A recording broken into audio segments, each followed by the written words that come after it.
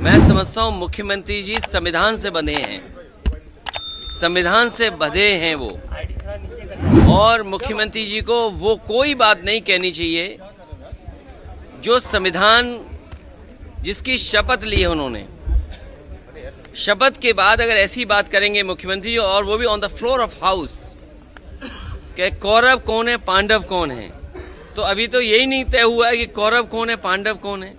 अगर आप जानते हो तो मुझे बता दो कि कौरव कौन है पांडव कौन है। और हम लोगों ने महाभारत पढ़ी है, कौरवों की संख्या ज्यादा थी, कौरवों की संख्या कितनी थी?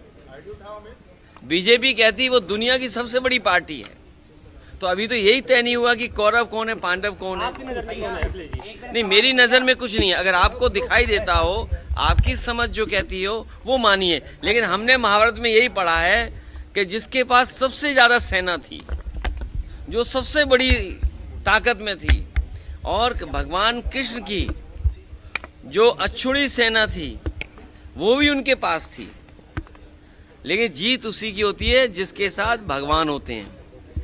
मैं आपसे कह रहा हूं कि जो लोग सत्ता में बैठे हैं वो बाबा साहब भीमराव अंबेडकर जी के संविधान के तहत नहीं काम कर रहे। अंबेडकर जी का जो संविधान है उसके तहत भारत के नागरिकों को, आम लोगों को हक अधिकार नहीं देना चाहते। आज महंगाई का जवाब है इनके पास, बेरोजगारी का है जवाब क्या? सोचो, हमारा नौजवान इजराइल जा रहा है वॉर जोन में नौकरी करने, रोजगार करने। इस सरकार में नौकरी नहीं मिलेगी नौजवान को, और ना सम्मान का रोजगार मिलेगा। ये बीजेपी के लोगों ने हमारे पढ़े लिखे नौजवानों को डिलीवरी बॉय बना दिया। क्या ये हमारी अर्थव्यवस्था होगी? अभी तो ये तय करना कौन पांडव है कौन कौरव है, अभी ये कौन तय करेगा कि कौन पांडव है कौन कौरव है।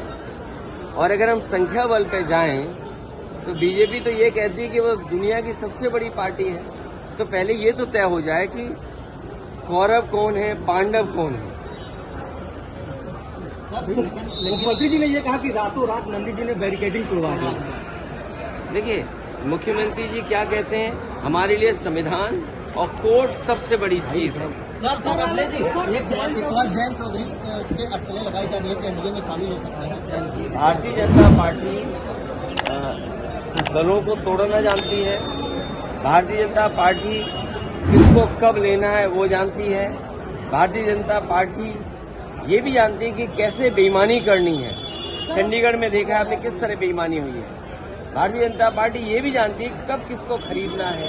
भारतीय जनता पार्टी यूं ही थोड़ी सबसे बड़े दल बन गया है, वो जानते ना कि कब किसको कैसे क्या करना है, किसके पास ईडी भेजना है, किसके पास सीबीआई भेजनी है, किसके पास आईटी इनकम टैक्स का छापा मारना है, और किस पत्रकार का कब मुंह बंद करना है, किस चैनल को क्या बजट देना है।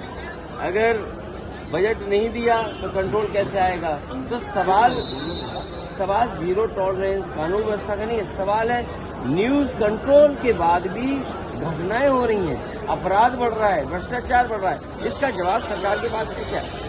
सोचिए, नौजवान मजबूर है इजराइल में नौकरी करने के लिए, क्या कोई अपना घर परिवार छोड़ करके एक वॉर जोन में जाएगा? और जिस सरकार के कार्यकाल में, और मैं कहता हूं पत्रकार साथियों से, 1 लाख किसानों ने आत्महत्या की है जब से भारतीय जनता पार्टी की सरकार बनी है 2014 से, और आज तक एनसीआरबी के आंकड़े निकलवा लीजिए, 1 लाख किसानों ने आत्महत्या की है। और जहां 1 लाख किसान आत्महत्या कर रहे हैं, आय दोगुनी ना हो, महंगाई को रोक ना पा रहे हो, डबल इंजन की सरकार का क्या मतलब है?